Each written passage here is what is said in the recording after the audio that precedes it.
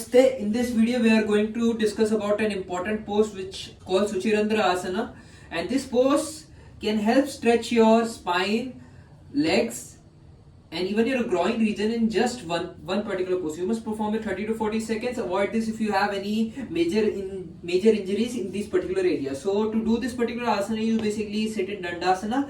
Place one leg above your knee of the other leg. Then come and grab your basically shin of the other leg. So you will do particular to this. Make sure one of your hand is going from the gap which you made with the other leg when you place it above the first leg. So grab it and try to roll on your back. You will roll on your back and try to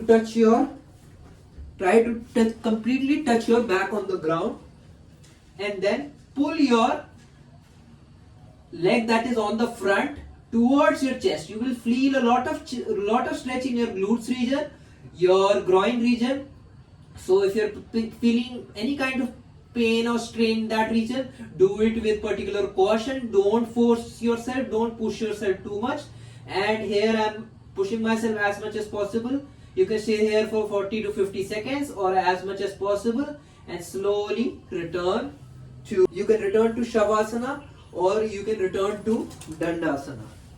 Now you have to do it with other hand. Place your leg above your knee. Make sure you take your hand from underneath the space between your legs. Then roll back and try to push your leg that is on the front towards your chest.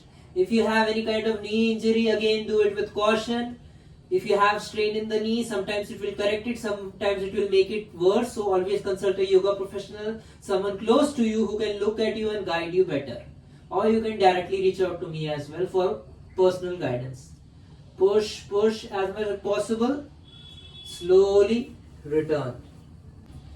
Pregnant women should avoid this particular pose, especially women in their third trimester.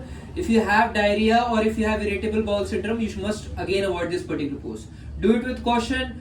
Make sure you include it in schedule and practice it regularly for best result. Thanks a lot for watching. I'll see you in the next video.